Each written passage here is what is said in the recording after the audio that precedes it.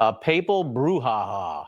Senator Dick Durbin was slated to get a Lifetime Achievement Award from his pro-immigrant policies, and that was going to be from Chicago's Archbishop, Cardinal Blaise Cupich. But 9 U.S. bishops condemned the honor due to the senator's pro-abortion stance.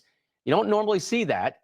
Now we have ourselves a Catholic controversy, so let's bring in CEO and President of Catholics for Catholics, John Yep. Joining him is pro-life activist Savannah Anteo. Good to have you both. So a lot of backlash on this against Durbin and Cardinal Cupich. Durbin's actually withdrawn from accepting the award. But Pope Leo, obviously, he's from Chicago, and he was asked about it after an event in Rome, and this was his response. It's important to look at many issues that are related to what is the teaching of the church. Someone who says I'm against abortion but says I'm in favor of the death penalty is not really pro-life. So someone who says that I'm against abortion but I'm in agreement with the inhuman treatment of immigrants who are in the United States, I don't know if that's pro-life. Okay, so John, I think this was probably a case of an inexperienced pope taking the bait when he probably could have easily said, you know what, I'm not going to comment. That's a local diocesan matter. I'm not really familiar with it, whatever. I think he's right with regard to pro-life has a lot of nuances to it. And, if you're for the death penalty, you're not really pro-life and not that. But then stretching it to immigration, which obviously is very near and dear to him. He spent a lot of time in Peru. But what did you think of this mess and what he said? The Holy Father's a baseball fan, and if I were to tell him in a respectful meeting, I'd say, Holy Father, I think you struck out on this one at home plate. He did take the interview from a friendly reporter, EWTN, right? And his equivocation of the killing of human beings in the womb, which Catholics believe that's wrong, right? To inhumane treatment of immigrants, let's just assume that's going on.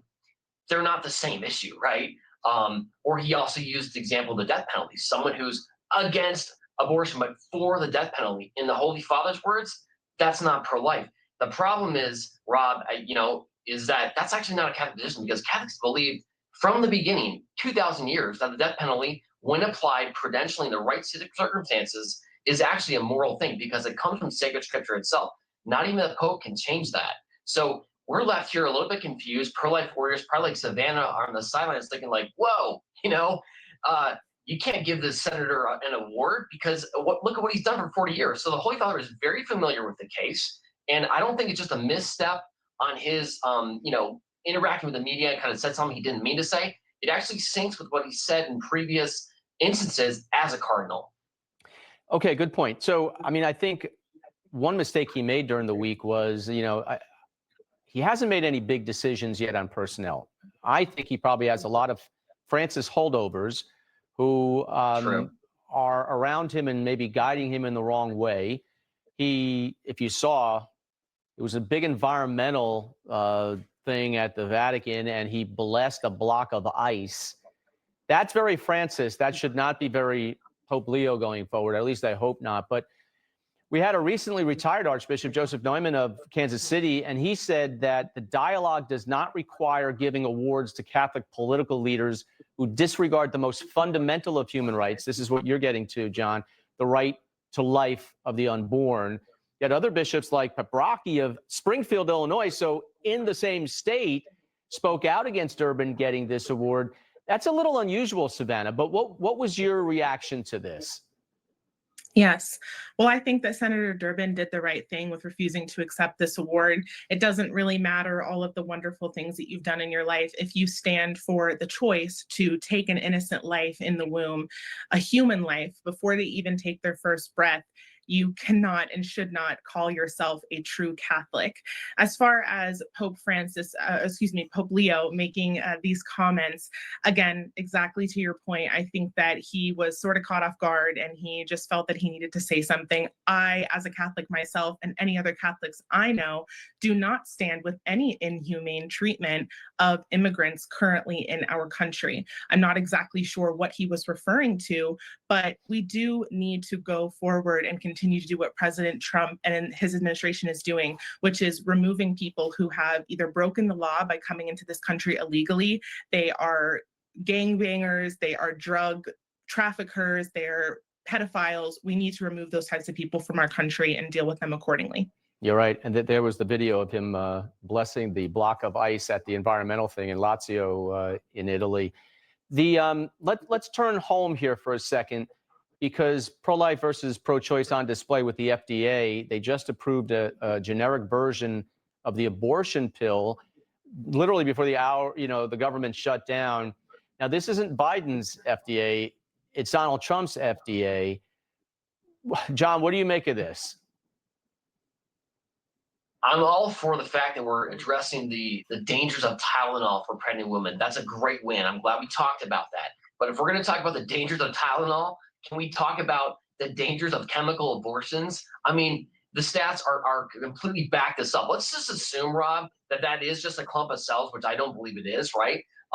Even that, it should not be advised for women to take these pills.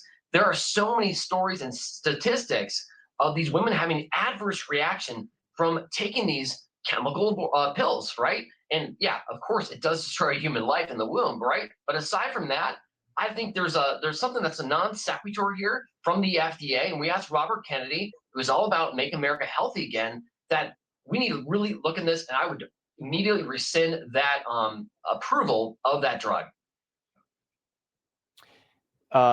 Yeah, so you're talking about acetaminophen, the Tylenol brand, but the mifepristone, what you're talking about as well with regard to the abortion pill. Savannah, real quickly, I mean, what's your reaction to this? I think a lot of people were kind of surprised that this happened 9 months into the term of a president who is pro-life. That's a controversial thing that you would expect Secretary Kennedy or the FDA to say to the White House, okay, what do you think here?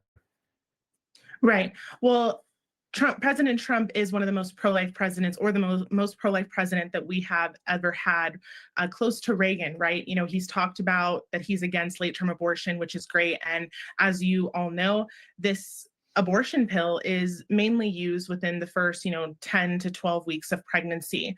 And the reality of this is that it not only takes a life, like you said, but it takes the lives of women. It takes the lives of babies. It's taking the lives of millions of women. And currently, according to the FDA, as of December 31st, 2024, it's taken the lives of 36 women. This is not something that should be approved and available, especially over the counter and to minors. And the pain and suffering does not stop there. When a woman disposes of the products of conception, including her fetus, after flushing this down the toilet, it's going into the water, it's going into the drinking water, affecting us and all the creatures that live and drink that water as well. Savannah and John, thanks for being on today. Appreciate it.